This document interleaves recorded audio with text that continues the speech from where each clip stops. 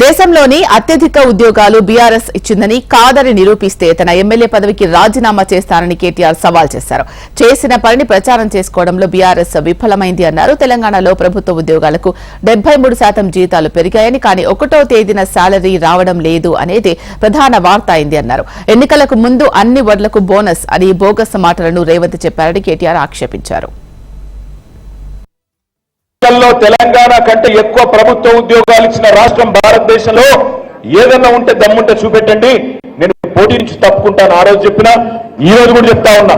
10 ఏళ్లలో తెలంగాణ కంటే ఒక్క ఉద్యోగం ఎక్కువ ఇచ్చిన ఒక్క రాష్ట్రం ఉంటే రేపు ఈ టైం కల్లా నా ఎమ్మెల్యే పదవికి రాజీనామా చేసి నర్సంపేటలోనే పెట్టిపోతా అని చెప్పి కూడా నేను విజ్ఞప్తి చేస్తా ఉన్నా. వాస్తవం ఏంది, వచ్చిన తర్వాత 73% జీతాలు పెంచిండు ప్రభుత్వ ఉద్యోగులు. కానీ కేంద్ర ప్రభుత్వ ఉద్యోగుల కంటే ఎక్కువ జీతాలు పొందుతున్న రాష్ట్ర ప్రభుత్వ ఉద్యోగులు కూడా మాకు దూరమైన. ఎందుకో తెలుసా, 73% ఎక్కడో పోయింది, కానీ మొదటి తారీఖు రోజు జీతాలు పడలేదు అన్నది మెయిన్ వార్త అయింది. కరివాడ్లు ఇప్పుడేమో కొన్ని వడ్లు, అప్పుడేమో అన్ని వడ్లకు ఇస్తాం బోనస్, ఇప్పుడేమో బోనస్ బోగస్ అయ్యింది. ఇవాళ కేవలం సన్నవడ్లు 5% మందికే ఇస్తా అంటుండు. ఆ 5% మంది కూడా తీసుకోరు. ఎందుకు తీసుకోరు ఎరికేనా? సన్నవడ్లకు మార్కెట్లోనే మంచి రేటు ఉంది.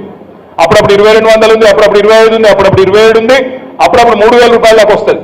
ఇక మరి 3000 రూపాయలు మార్కెట్లో ప్రైవేట్ ఇయ్యంగా గవర్నమెంట్ ఇచ్చే బోనస్ మళ్ళీ ఎప్పుడు వస్తుందో తెలియదు.